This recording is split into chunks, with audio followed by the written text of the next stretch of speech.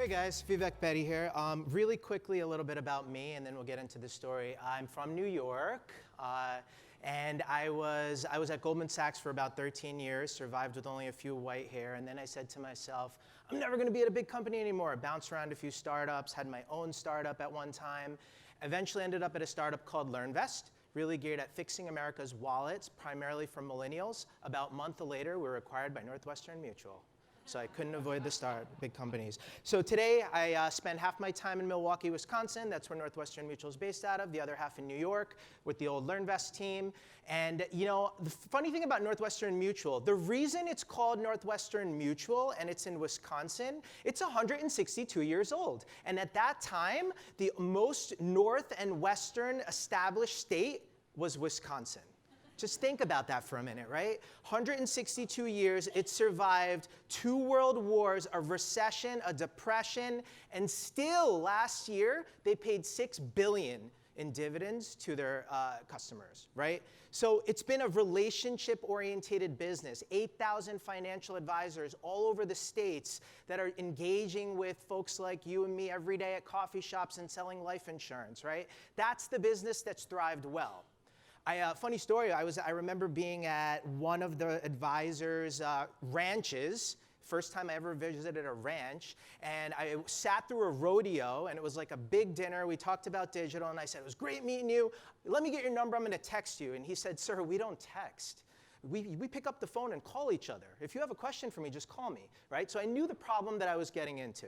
But then, think of yourself from a consumer perspective. How many times have you picked up your phone today? How many of you are looking at your phone and not listening to me now, right? That is the nature of the way we work. With Seamless, Uber. In New York, you can get your dog walked on an app now, right? That's the reality that we live in. So we've been this relationship-oriented company. Mobile and consumer is how we live day in and day out. Who's been to Newark Airport? Really quick here. By far the worst airport ever, right? I was going to Newark Airport about 7 months ago. I had a talk in San Francisco at Google, and I got there at 6:30, and I got out of the Uber, and I realized I don't have my wallet with me. And I told my wife, I'm going to try to use my charm on TSA. She said, good luck. All right? So imagine going into TSA without your license, right? And I smoothed them, and they ran all these tests with like mobile apps. Eventually, I got through. I ran to the gate. I missed the flight. I rebooked with my United app for the next flight. I can't survive without coffee. I bought Starbucks with Apple Pay, got on the flight, got to the Marriott in San Francisco, mobile checked in, and did the whole thing back again. And I told my 10-year-old son the story. He said, Dad, imagine you forgot your phone. I told my dad the story, and he said, print out a piece of your license and put it in each one of your jackets, right? So that is the world that we live in, and that, ironically, that's the world that I live in every day at work between these 2 generations and relationships. So how did we disrupt? 3 takeaways I want to give away to you guys. One is you need to disrupt your culture and the way you work. I had many dynamics, right? Milwaukee, Wisconsin and New York, already different cultures. Then you have your startup culture in LearnVest, and then you have that big company culture in Milwaukee at Northwestern Mutual. What we decided to do is blend those 2 together. You're not going to wake up Monday morning and say, we're going to be different, and everything is going to be digital. That's just not how it works, right? So and I wrote a piece about this that I can share to anyone after, but we took the best of both cultures, and we blended it together and created a 3rd culture that works for us, okay? Yes, you can push releases out fast and that night, but we have to worry about reputational risk and compliance, which big companies do. And big companies traditionally move slower, so you have to be agile. So we really took both of those and brought it together. What we created is this concept called pizza pie teams. Nothing to do with pizza, but the concept is that you should have about 8 to 10 folks on your team, and they should be small pod teams that really solve a problem, right? We started with 1, we're up to 30 now, and these pod teams are working day in and day out. It's funny when I walk into New York, I'll see them doing their stand-up. There's 7 people in New York and a TV screen with 4 people in Milwaukee, and they're virtually talking through problems. They spend 15 minutes, and they stomp, they break, and that's their meeting for the day. Right? And the rest of the time is spent working. So we really changed the way we work and changed the way that the culture of how we think things through. Second takeaway, obsess, obsess, obsess about customers. okay? I know we always talk about it, we're customer first, we're this and that, but how many people are truly talking to their customers, watching them stumble? We created a team within my organization that all they do is sit behind the scenes and are shadowing advisors and the art of how they're selling insurance. They're bringing customers into the party and saying, show me what sucks about my experience, show me where you stumble, right? They're really involving them in those pizza pie teams to really understand some of the pain points. So we decided we're going to become customer obsessed. We've even created groups of customers. We have about 4 million clients. We have about 400,000 on the group right now, and they're giving us feedback, tons and tons of feedback. We're bringing them in. We're giving them gift cards. We're watching them stumble. In an interesting business, advisors are our customers as well. If something breaks on the experience, they're not going to call the digital guy. They're going to call their advisor. So we make sure that we understand how the advisors are telling the story and what are some of their tools that they need. All of that has really helped us become customer obsessed, and the team, that's our mantra day in and day out. The third thing I'd say is really focused on, leaders. I get this quite a bit. Vivek, this is an amazing story, but I cannot convince my manager to do what you want to do, right? So I've really decided to disrupt the way that I engage with my leaders.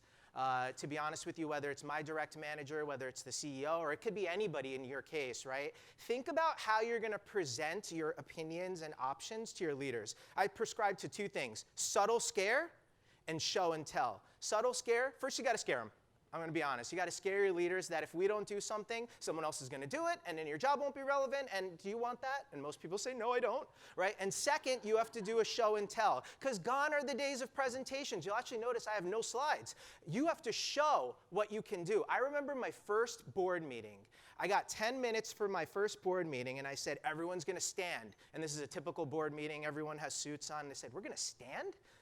Is this a break? No, we're going to stand during my session. And we had whiteboards, we had wireframes, we had prototypes, we had clickable mock-ups, and we showed them what things could look like in a digital future, right? And we got the funding for our first pod team that now ended up being 30 pod teams.